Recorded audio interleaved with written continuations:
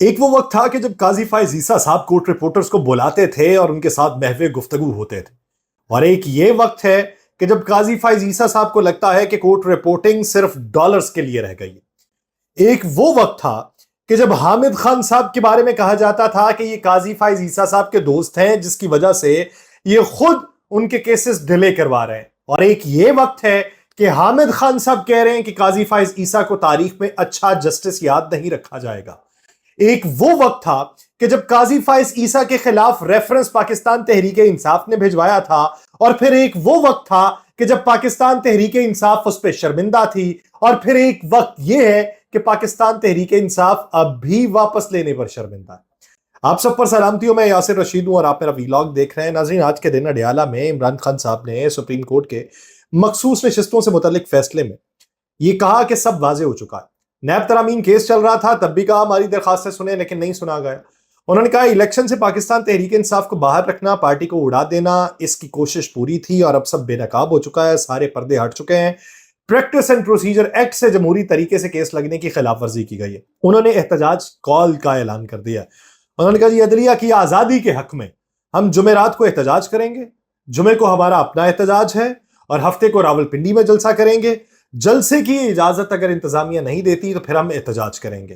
انہوں نے کہا کہ ماتحت عدلیہ مکمل طور پہ ان کے کنٹرول میں ہے، جو جج کنٹرول نہیں ہوتا اس کو ٹرانسفر کر دیا جاتا ہے، جج 9 مئی کا مقدمات کا فیصلہ دینے لگے تو اس کو بھی تبدیل کر دیا جاتا ہے۔ پاکستان مکمل طور پہ پولیس اسٹیٹ بن چکا ہے، یہ وہ مارشل لا ہے جو ضیاء اور مشرف کے مارشل لا سے بھی سخت ہے۔ کچھ باتیں جو خان صاحب نے کی ماضی کے اندر جب ان کی اپنی حکومت تھی تو اس طرح کا کچھ منظرنامہ ادھر بھی دیکھنے کو ملتا تھا۔ قاضی فائز عیسیٰ صاحب جو تھے وہ کنٹرول میں نہیں آ رہے تھے تو انہی کے خلاف ریفرنس کی باتیں ہوئیں، پھر انہیں یہ لگا کہ نہیں ایسا نہیں ہونا چاہیے تھا۔ اب ان رازوں سے کچھ پردہ جو ہے وہ حامد خان صاحب اٹھاتے ہیں۔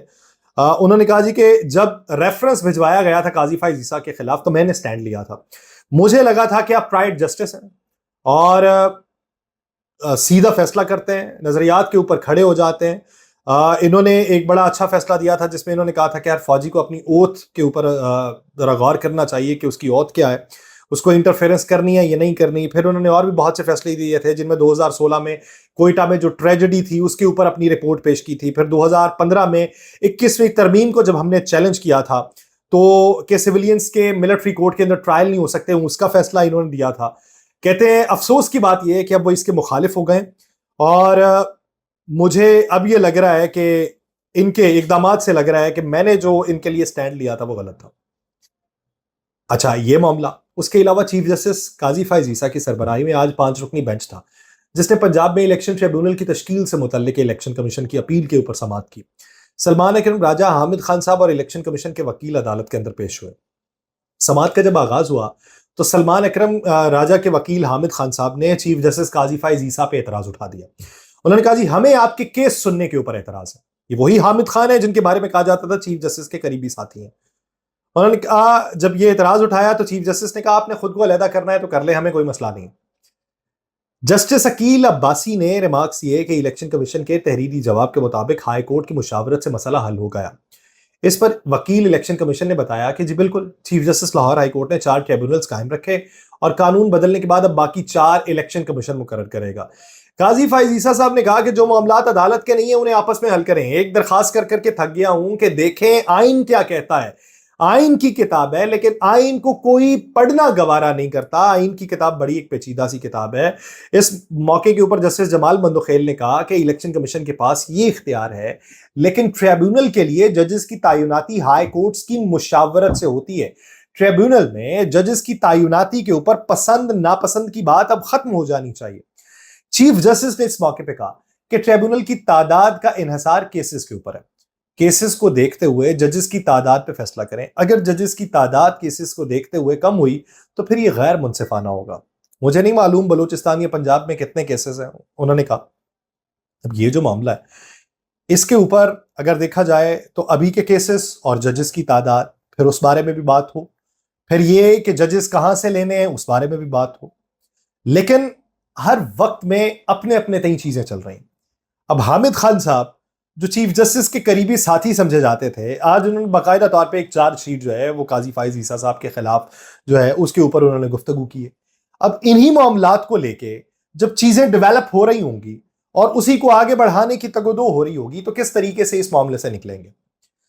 اب منصور علی شاہ صاحب سے حامد خان صاحب یہ توقع رکھتے ہیں کہ وہ آئیں گے اور قاضی فائز عیسیٰ صاحب کے کیے گئے فیصلوں کو ریورس کر دیں گے، کیونکہ ان کے مطابق انہوں نے مخصوص نشستوں کا جو فیصلہ کیا وہ آئین اور قانون کے مطابق تھا، صحیح فیصلہ تھا، اور یہ جو قاضی فائز عیسیٰ صاحب اب فیصلے کر رہے ہیں یہ آئین اور قانون کے مطابق نہیں ہے، اور ان فیصلوں کو اپ رائٹ جج جو ہے وہ جو ہے آ کے ریورس کر دے گا۔ یہ منظرنامہ پاکستان کے اندر بنا ہوا ہے، یعنی میں اس میں 100 باتیں ایسی ہیں جو نظام انصاف کو لے کے تھیں، پاکستان تحریک انصاف کے دور میں بھی تھیں، لیکن شاید اب کچھ سافٹ ویئر جو ہے وہ اپڈیٹ ہو چکا ہے پاکستان تحریک انصاف کا، وہ کیپیسٹی جو سوچنے کی ہے وہ شاید بڑھ چکی ہے یا مختلف زاویوں سے اب دیکھ رہے ہیں۔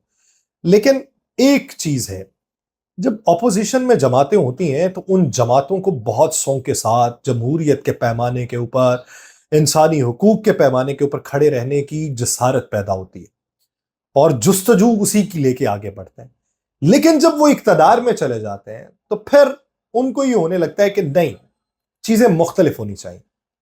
اگر تو پاکستان تحریک انصاف کا یہ سٹینڈ ہے اور رہے گا، سلام عقیدت، اس بات کی گارنٹی کون دے گا کہ پاکستان تحریک انصاف کا یہی سٹینڈ رہے گا؟ یہ ان جماعتوں کو، دوسری جماعتوں کو، یہ جب اپوزیشن میں تھیں یہی نعرے لگا کے آتی رہیں، نعرے لگا کے کچھ لوگوں کو اپنے پیچھے لگا لیا، اب وہ بھی بولنے سے جاتے رہے، کیا بولیں گے، کس بارے میں بولیں گے؟ یہ جمہوریت کے دعوے دار، یہ نظام انصاف میں تبدیلی لانے کے خواہاں، یہ نظام معاش کو بہتر سمت میں لے کے جانے کے دعوے دار، یہ آج پھر اگر چپ کر کے بیٹھے ہوئے ہیں، وہ جس طرح کل سائرہ بانو نے پروگرام کے اندر کہا، انہوں نے کہا جی کہ 2 جماعتیں تو لیٹ گئی ہیں، کروٹیں بھی نہیں لے رہی، ان کا تو یہاں تک ہو گیا کہ جو کرنا ہے کر لیں۔ یعنی اس طریقے سے جب آپ بے بسی کی علامت بن کے اور انڈورس کرنے کے اوپر جائیں گے، نہیں یہ مجبوری ہے، یہ ضرورت بھی ہے، یہ سارا کچھ ہے، تو پھر وہاں پہ سوال یہ پیدا ہوتا ہے کہ وہ مجبوریاں کہ آپ کو اپوزیشن میں دکھائی نہیں دیتی تھی کہ حکومت کی اس وقت مجبوریاں ہو سکتی ہیں، لیکن نہیں دکھائی دیتی تھی، اب آ کے آپ کو یہ لگتا ہے کہ مجبوریاں ہماری تھیں، دوسرے لوگوں کی نہیں تھیں۔ یہ مجبوریوں کے فیکٹر کو نا بیچ میں سے نکالیے۔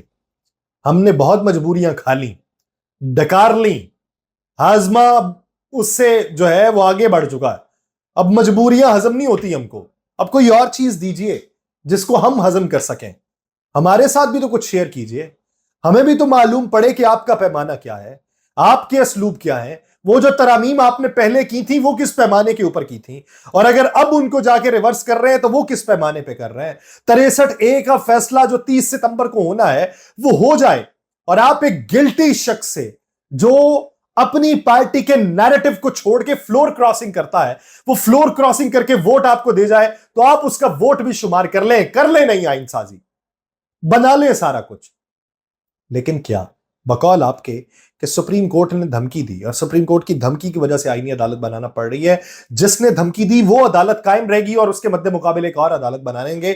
یہ کہاں کا نظام انصاف ہے؟ یہ کہاں کے ریاست کے رٹ ہے؟ یعنی اگر آپ کے نزدیک، مان لیا آپ کے نزدیک سپریم کورٹ کے کچھ ججز جو ہیں وہ آئین و قانون کے مطابق فیصلہ نہیں کر رہے، کسی ایک پارٹی کی طرف ٹلٹ کھا رہا ہے ان کا، تو آپ ان کے بدلے میں اور ججز تعینات کر دیں گے؟ اور بھائی ان کا کلا کما کریں نا، جو آپ کو لگتا ہے کہ قاضی منصب جو ہے اس کی غلط تشریح ہو رہی ہے یا غلط استعمال ہو رہا ہے اس منصب کا، تو اس کو چھوڑ دیں گے؟ یعنی آئین والے معاملات کوئی اور دیکھ لے، وہ والے معاملات کوئی اور دیکھ لے، اور وہ معاملات پھر آئین و قانون کے مطابق نہیں دیکھے گا تو ان فیصلوں کا مستقبل کیا ہوگا؟ ان لوگوں کی امیدیں کیا ہوں گی؟ ان لوگوں کا ریاست پہ اعتبار کیا ہوگا؟ کیا اس طریقے سے سسٹم کو سیٹ کر لینا؟ کچھ تو نئی چیز نکالیے، کوئی منطق سے سوچ لیجیے، سوچیے۔ مجھے دیجیے اجازت، اللہ نے کے بعد۔